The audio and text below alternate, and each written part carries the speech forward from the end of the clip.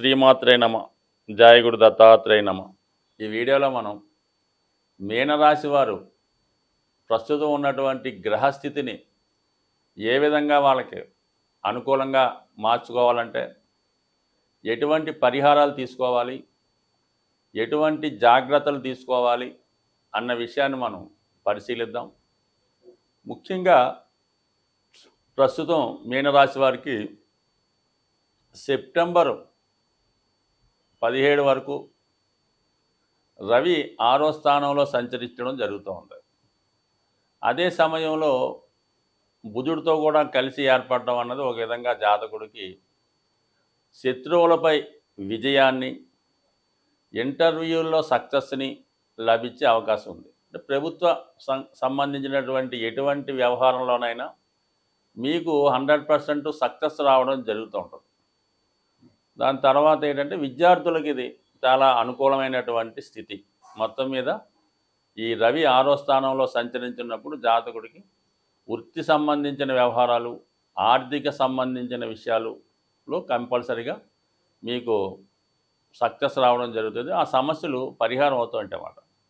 అంటే 6వ స్థానంలోకి ఒక గ్రహాలు వచ్చినప్పుడు అవి అర్ధ త్రికోణాన్ని యాక్టివేట్ చేస్తాయి అన్నమాట. అంటే 2, 6, 10 ఈ భావాల మీద కూడా వాటి ప్రభావం ఉంటుంది. సో ఆ కారణం వల్ల మరి ప్రస్తుతం రవి మీనరాశి అయినటువంటి గురువుకి మిత్రుడు అవటం వల్ల కంప్లీట్గా మీ యొక్క ఆర్థిక సమస్యల్ని, కుటుంబ సమస్యల్ని, వృత్తిపరమైన సమస్యల్ని పరిష్కరించడం జరుగుతూ ఉంటుంది. అయితే బుధుడితో కలిసి ఉండడం వల్ల ఏమిటంటే రవి అంటే బుధుడు ఏ గ్రహంతో కలిస్తే ఆ గ్రహ ఫలితం ఇవ్వడం జరుగుతూ ఉంటుంది. సో దానివల్ల మరి బుధుడు రవితో కలగడం వల్ల చిన్న చిన్న కోర్టు సమస్యలు కానీ, ఆర్థిక లావాదేవీలు మీకు 100% మీకు ఫేవర్గా జరిగే అవకాశం ఉంటుంది. సో ఇది పక్కన పెడితే మరి సెప్టెంబర్ 17 నుంచి అక్టోబర్ 17 మధ్యలో సప్తమ స్థానంలో సంచారం, అలాగే అక్టోబర్ 17 నుంచి నవంబర్ మధ్యలో తులారాశి సంచారం, ఈ రెండు కూడా మీకు కొంతవరకు ఇబ్బందులు పెడతా ఉంటాయి అన్నమాట. అంటే ఎందుకంటే సప్తమం, అష్టమం అనేది నీచ స్థితి. ఒక గ్రహం మరి నీచ స్థానానికి వెళ్ళే ముందు కూడా కొంత బలహీనపడి ఇబ్బంది పెట్టే అవకాశం ఉంది. సో ఈ కారణాల వల్ల ఈ 2 నెలలు కూడా జాతకుడు కొంతవరకు వైవాహిక సంబంధించిన విషయాల్లోనూ, ఆర్థిక లావాదేవీల విషయంలోనూ, ఆరోగ్య విషయంలోనూ కొంత జాగ్రత్త అవ్వాలి. అందుకనే ప్రతి ఒక్కరు కూడా రవి యొక్క అనుగ్రహం కోసం సూర్య నమస్కారాలు చేసుకోవడం, ఆదివారం నియమంగా ఉండడం, ఈ ప్రతి ఒక్కరు కూడా రవిగ్రహాన్ని ఎంత స్ట్రెంత్ పెంచుకుంటే వాళ్ళ జీవితంలో వాటికి ఎదురయ్యే సమస్యల్ని, వాటి సమస్యల నుంచి బయటపడే విధంగా రవి సహకరించడం జరుగుతూ ఉంటుంది. సో ప్రస్తుతం ఈ విధంగా రవి యొక్క అనుగ్రహం కోసం ఈ జాతకులు ఎక్కువగా సూర్య భగవాన్ని ఆరాధన చేసుకుంటే మంచిది. దాని తర్వాత ఏంటంటే కుజుడు, ముఖ్యంగా ధన భాగ్యాధిపతిగా ఉన్నటువంటి కుజుడు చతుర్థ స్థాన సంచారం అన్నది అక్టోబర్ 20 వరకు కూడా చాలా బలమైన స్థితి జాతకుడికి. ముఖ్యంగా ఏంటంటే మీ యొక్క పెద్దవారి దగ్గర నుంచి వారసత్వంగా మీకు ఏమైనా స్థిరాస్తి రావాల్సి ఉన్నా, లేదంటే మీరు సంపాదించిన ధనంతో ఏదన్నా ఆస్తి కొనే ప్రయత్నం చేస్తున్నా ఈ సమయంలో అది 100% సక్సెస్ అయ్యే అవకాశం ఉంది. అలాగే ఏంటంటే మీకు భూములు, స్థిరాస్తులు ఆల్రెడీ మీకుంటే వాటిపైన ఆదాయం లభిస్తుంది. వ్యక్తిగతంగా మీ యొక్క స్థిరాస్తి యొక్క విలువ కూడా పెరగడం వల్ల 100% దాంట్లో మీకు మంచి లాభాన్ని కూడా కలిగే అవకాశం ఉందండి. భూములు, స్థిరాస్తులు కలిసి వస్తాయి. అక్టోబర్ 20 తర్వాత 5వ స్థానంలో కుజుడు బలహీనపడడం, నీచ స్థానంలోకి రావడం, అయినప్పటికీ కూడా పంచమంలో ఉన్నటువంటి కుజుడు స్తంభించి వక్రగమనం అవుతూ ఉంటాడు. ఆ సమయంలో లాభస్థానాన్ని వీక్షిస్తూ ఉంటాడు. ఆ కారణం వల్ల చాలా కాలంగా ఆగిపోయినాయి, అంటే ఎప్పుడో మీకు ఎవరో ఇవ్వాల్సినటువంటి ధనం కానీ, రావాల్సినటువంటి ఆస్తి కానీ ఈ సమయంలో రావడం కానీ, మీరు పోగొట్టుకున్నటువంటి వస్తువులు ఏమైనా ఉంటే అవి తిరిగి పొందే అవకాశం ఉంటుంది. అంటే పోయిన మిత్రులు అవ్వచ్చు, లేదంటే రక్త సంబంధికులు అవ్వచ్చు, వస్తువులు కావచ్చు, ఇవన్నీ కూడా మీకు లభించే అవకాశం ఉంటుంది. అక్టోబర్ 20 తర్వాత పోగొట్టుకున్నవి తిరిగి మీకు లభించే అవకాశం ఉన్నది. సో ఈ విధంగా ఈ కుజుడు అలాగే రవి, ఎందుకంటే ఈ రెండు కూడా ఎక్కువగా మీనరాశి వారి మీద ప్రభావాన్ని చూపుతుంటాయి.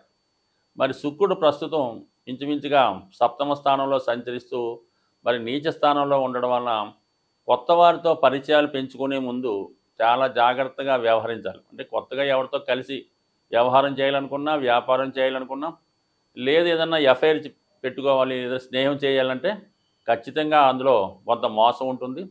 సో వాళ్ళ యొక్క బిహేవియర్ కానీ, వాళ్ళ యొక్క అలవాట్లు ఇవన్నీ కూడా మీకు రావడం వల్ల మీ యొక్క మంచి పేరు పోగొట్టుకునే అవకాశం ఉంటుంది. కాబట్టి సాధ్యమైనంత వరకు మరి ఈ సెప్టెంబర్ 18 లోపు కొత్త వారితో పరిచయాలు పెంచుకోవడం కానీ, ఏదైనా పరిచయం లేని స్త్రీలతో కలిసి ఏమైనా వ్యవహారాలు చేయడం కానీ, రహస్య కార్యకలాపాలు ఫోన్లో మాట్లాడినా, ఏదో బ్లాక్మెయిల్ ద్వారానో వేరే కారణాల వల్ల నష్టపోయే అవకాశం ఉంది. పరిచయం లేని వారి దగ్గర నుంచి ఫోన్ కాల్స్ కానీ, అలాగే వీడియో కాల్స్ కానీ ఎట్టి పరిస్థితుల్లో కూడా అటెండ్ అవ్వకుండా ఉంటే మంచిది.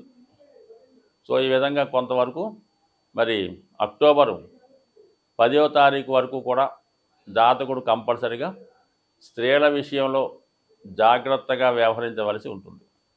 యాజిటీజ్గా, ఎందుకంటే శని భగవానుడు ఒత్తిడి మీ మీద ఎక్కువగా ఉన్నది. ప్రస్తుతం 12వ స్థానంలో ఉంటూ వక్రగమనం పొందడం వల్ల చాలా వరకు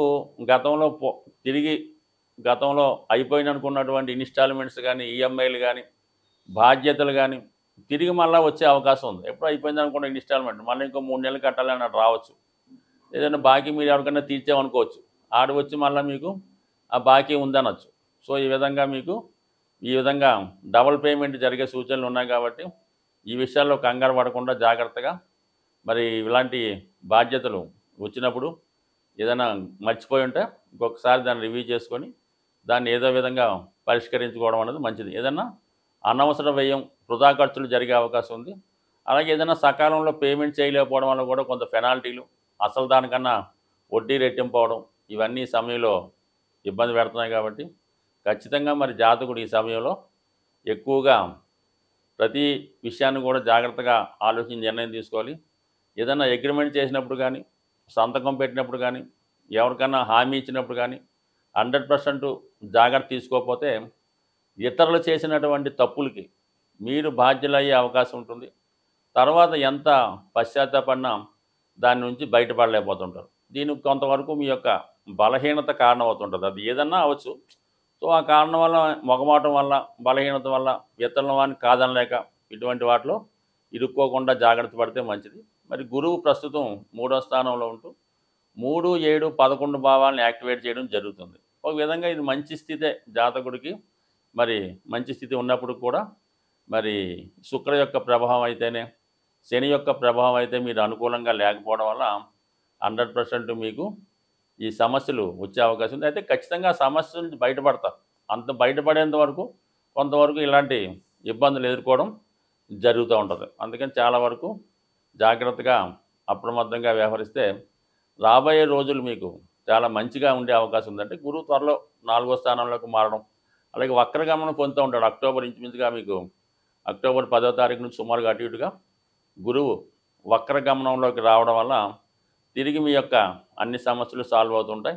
సో ఏదైనా మిగతా గ్రహాలు అటు ఇటుగా ఉన్నా కూడా శని ప్రభావం అంటూ ఖచ్చితంగా ఎక్కువ ఉంటుంది. కాబట్టి మీకు సంబంధం లేని విషయాల్లో ఇన్వాల్వ్ చేసి ఇబ్బంది పెట్టే సూచనలు ఉన్నాయి. కాబట్టి చాలా వరకు జాగ్రత్తగా వ్యవహరించండి.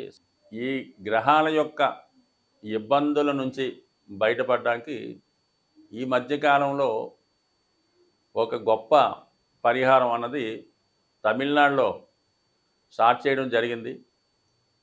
అది ప్రస్తుతం ఉభయ తెలుగు రాష్ట్రాల్లో కూడా బాగా ట్రెండింగ్గా ఉన్నటువంటి పరిహారం కరుంగలి మాల. ఈ కరుంగలి మాల ధరించడం వల్ల ఎటువంటి సక్సెస్ అయినా వస్తుందనే నమ్మకం ఉంది. అది ఎక్కువగా ఈ సినిమా నటులు ధరించడం వల్ల, వాళ్ళ విజయం కళ్ళారా చూడటం వల్ల మరి ప్రస్తుతం నేను కూడా అనుభవపూర్వకంగా ఒకరిద్దరు చెప్పడం, వాళ్ళు ధరించడం వల్ల బాగుంది. అయితే ఒక విధంగా ఈ మధ్యకాలంలో మరి కరుంగలి మాల ప్లాస్టిక్తో తయారు చేయని కూడా రావడం జరిగింది. అంటే ఇది పెద్ద ఖరీదు ఉండదు, అయినప్పుడు కూడా ప్రతి దాంట్లో కూడా డూప్లికేట్స్ ఉండడం వల్ల ఈ కరుంగలి మాల అనేది నలుపు రంగులో ఉంటుంది. ఒక చెట్టు వృక్షం నుంచి తయారు చేయడం జరుగుతూ ఉంటుంది.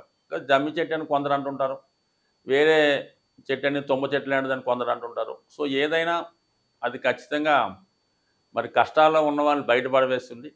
కేవలం ఆ మాల ఒక్కటే ధరించడం కాకుండా ముఖ్యంగా సుబ్రహ్మణ్య స్వామి యొక్క సంకల్పం, సుబ్రహ్మణ్య స్వామి యొక్క ఆశీస్సుల కొరకు మరి ఒక విధంగా ఈ మాల బాగా ఇబ్బందుల్లో ఉన్నాం, ఇంక మన వల్ల ఏమీ అవడం లేదు, కేవలం ఇదే పరిష్కారం, ఒకటి గ్రామం నుంచి వెళ్ళిపోవడం లేదంటే ఇంకోటి అలా అనుకుని అటువంటి స్థితిలో ఉన్నవాళ్ళు ధరించడం వల్ల ఖచ్చితంగా ఇది మీకు ఆ సమస్య నుంచి బయటపడడం జరుగుతూ ఉంటుంది.